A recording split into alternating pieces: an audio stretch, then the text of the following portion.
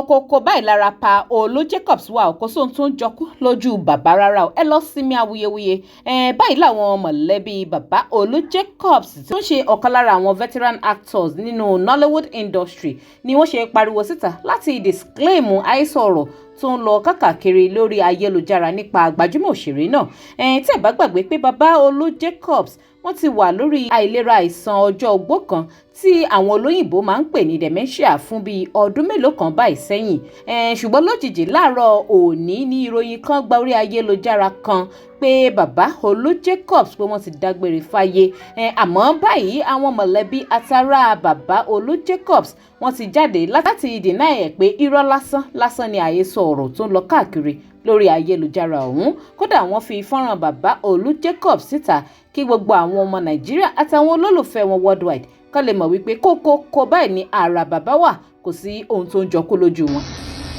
Hello, Dad. Dad, can you hear me? Yes, you said that you died. You said you died.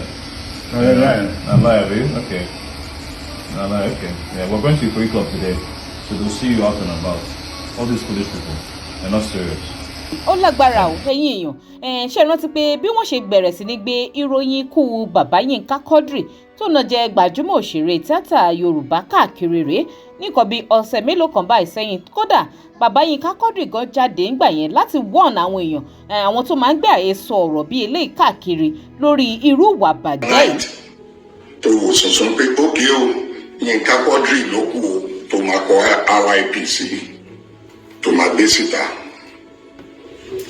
kó bá lè trend àbí kó bá lè ní followers àtẹ̀yìn tẹ́ ń spread ẹ̀ káàkiri fake news yìí wẹ́ ẹ̀ jẹ́ kẹ́bí sí mi ẹ̀ jẹ́ kára gbádùn pàápàá àwọn ọmọ mi náà ń pè káàkiri ìhàràǹdẹ̀ àtàwọn olólùfẹ́ ní kárí ayé ò jẹ́ kí wọ́n fi ẹ̀dọ̀ lórí òróró àti gbogbo ẹ̀yin tẹ́ náà kàn bẹ́ẹ̀ láti ròyìn pé kẹta tọmọ ọlọ́mọ jẹ́ lẹ́yìn fífẹ́ ṣoríire èmi ò ní ṣépè fún yín o and at the same time mi ò ní sórí àmọ́ àfààní lé ọlọ́run ọba lọ́wọ́ ọlọ́run ọba ṣèdájọ́. Ó lágbára o àmọ́ kí ló dé gan tí àwọn míín ṣàfijòyè kan máa gbé ìròyìn burúkú káàkiri ó lágbára gan ni. Ẹ jẹ́ ká lọ wo comment ká lọ wo báwọn èèyàn ṣe react nípa ìròyìn yìí ẹnìkan Ọmọlé Sunday ó ní this is the third time the legend is alive. Augustine ni I think the Nigerian government should regulate social media and so-called blogging. They are sending bad signals out to other countries. Abi imagine ó ga o. Aliyu Abdullahi ni this wasn't necessary. Why putting him through this?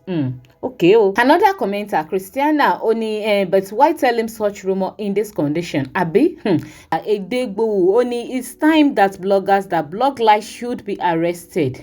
Ogao, Peace Savage, only quick recovery legend. Stupid bloggers everywhere. God, please help us in this country called Nigeria.